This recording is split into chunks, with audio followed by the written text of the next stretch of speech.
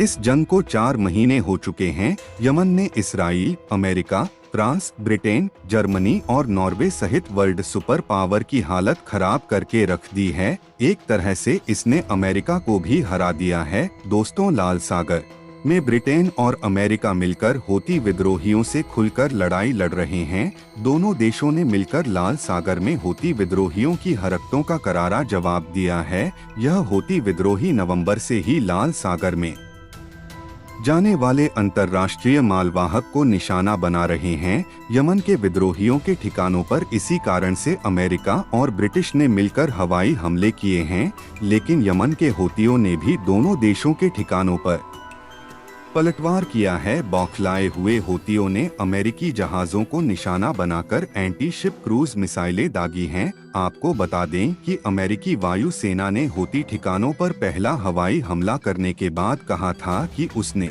Yemen में Houthi द्वारा इस्तेमाल किए गए 16 ठिकानों पर 60 से अधिक जगहों पर हमला किया है। यमन की राजधानी सना और अल हुदायदा में अमेरिका और ब्रिटेन ने मिसाइल दागी थी। ये दोनों शहर लाल सागर बंदरगाह क्षेत्र में गढ़ माने जाते हैं। अधिकारियों ने जवाबी प्रतिक्रिया में ब्रिटेन और अमेरिका को चेतावनी दी है। हूती विद्रोहियों ने भी अमेरिका और ब्रिटेन को चेतावनी देकर कहा है कि उन्हें भारी कीमत चुकानी पड़ेगी। इससे पहले दोस्तों, अल जजीरा की रिपोर्ट के मुताबिक 9 जनवरी को यमन में फिर से अमेरिका और यूके पर एक बड़ा हमला किया है। यमन अभी तक 2-3 मिसाइलें ही एक साथ फायर कर रहे थे और अमेरिका के स्पोक पर्सन ने ये भी बताया कि यमन की तरफ से 18 drone, 2 anti ship cruise missile और 1 एंटी शिप बैलिस्टिक मिसाइल जो फायर की गई थी, उन्हें अमेरिका और यूके की नेवी ने डिस्ट्रॉय कर दिया है। मतलब इससे भी ज्यादा यमन ने मिसाइल फायर की थी, जिसमें से 21 को अमेरिका और इंग्लैंड की नेवी ने डिस्ट्रॉय कर दिया। इसमें एंटी शिप क्रूज मिसाइल और एंटी शिप बैलिस्टिक मिसाइल का भी जिक्र किया गया है। आपको बता दें कि anti ship cruise missile guidance missile होती है, जिनका डायरेक्शन भी चेंज किया जा सकता है, यानी उसे जब दुश्मन की तरफ यमन या कोई भी देश फायर करता है तो रास्ते में अगर उसका टारगेट अपनी जगह बदलता है तो ये मिसाइल भी गाइडेंस सिस्टम के थ्रू अपने डायरेक्शन को बदल सकती है। ये काफी एडवांस वेपन होता है। वही दूसरी तरफ इन्होंने एंटी शिप बैलिस्टिक मिसाइल भी फायर की थी, जो एक बार टारगेट सेट करके फायर की जाती है तो वापस अपना डायरेक्शन नहीं चेंज कर सकती। यमन के इन हमलों से अमेरिका, इजरायल और उसके सपोर्टर्स को काफी ज्यादा नुकसान झेलना पड़ा है। अब दोस्तों, अगर आप यमन को देखें तो दुनिया के सबसे कमजोर देशों में से एक माना जाता है। वही अमेरिका दुनिया के सबसे ताकतवर देश है और अमेरिका का कहना है कि हमारे पास यमन से लड़ने के लिए कम है, इसीलिए हमें कई देशों की मदद की जरूरत रहेगी। जबकि अगर हम लिखित डेटा को देखें तो अमेरिका की जो नौसेना है उसने यमन का मुकाबला करने के लिए रेड सी में उतारा है। उसके पास इतने ज्यादा फाइटर प्लेन्स है कि दुनिया के किसी भी देश की एयर फोर्स के पास इतने फाइटर जेट मौजूद नहीं है जितने अमेरिका की नेवी के पास मौजूद है। फिर भी उस छोटे से यमन का मुकाबला अमेरिका नहीं कर पा रहा है, क्योंकि उसे पता है कि पिछले 10 सालों से देश एक गृह युद्ध को भी झेल रहा है। फिर भी वो लगातार अमेरिका और उसके समर्थित देशों की सेना से लड़ता रहा और पीछे हटने की बजाय आगे बढ़ा है। इसी वजह से वह काफी ज्यादा ताकतवर हो चुके हैं। अमेरिका ने शुरुआत में अपनी नेवी भेजने के बजाय उसे काफी ज्यादा डराया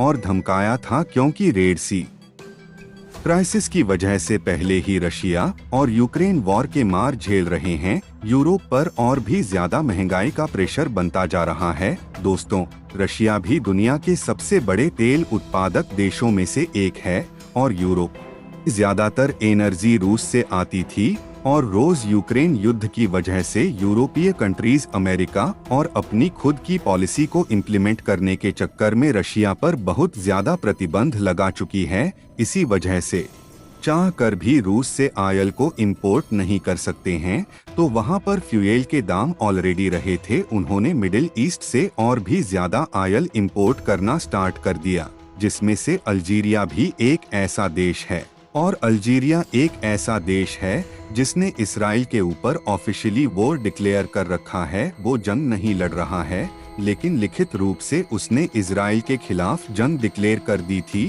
ताकि वो फिलिस्तीनी के लोगों को अपना सपोर्ट दिखा सके। यूरोप इस टाइम अल्जीरिया से सबसे ज्यादा आयल खरीद रहा था। इसके अलावा सऊदी अरब, कतर जितने भी देश यहाँ पड़ते थे, उन सब से जो आयल गुजर कर जाता है वो यमन के पास से गुजरता है। और यहाँ पर यमन के ने ऑलरेडी वार्निंग दे रखी है कि हम कोई भी शिप अगर इजराइल और अमेरिका से जुड़ा है तो उसे यहाँ से गुजरने नहीं देंगे, बाकी के शिप से यहाँ से गुजर सकते हैं। इस बीच दोस्तों, बीते गुरुवार को बेंजामिन नेतन्याहू ने वैश्विक दबाव को मद्देनजर रखते हुए कहा कि चाहे पूरी दुनिया मेरे खिलाफ क्यों ना हो जाए, लेकिन यह लड़ाई नहीं रुकेगी। हमारी सेना गाजा पट्टी में दुश्मन का मुकाबला करती रहेगी। इस बात का मुझे बहुत दुख है, लेकिन मैं अंतर्राष्ट्रीय दबाव के बाद इतना बड़ा फैसला ले रहा हूं और इसमें हमें कोई नहीं रोकेगा और हम तब तक अपने दुश्मन का सामना करेंगे जब तक हम उसे हरा नहीं देते। बढ़ते दिन और समय के साथ एक विकराल रूप लेती जा रही है। हमास की बेरहमी और बहादुरी को देखकर लग रहा था कि इस जंग का विजेता हमास होगा, लेकिन नेतन्याहू के इस फैसले ने हर किसी को दुविधा में डाल दिया है। क्या आखिर इस लड़ाई में जीत इसकी होगी? किसका पलड़ा ज्यादा भारी होगा और कौन देश किस पर राज करेगा?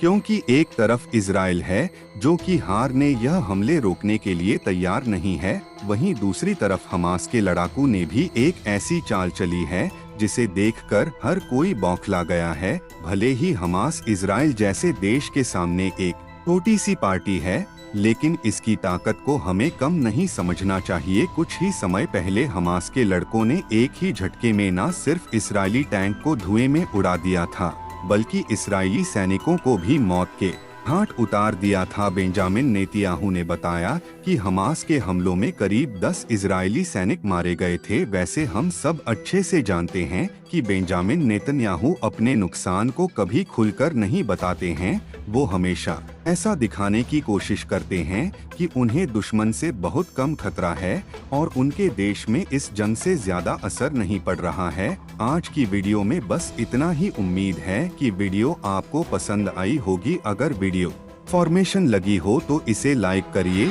शेयर करिए और चैनल को सब्सक्राइब करके बेल आइकॉन को प्रेस करना बिल्कुल ना भूलें।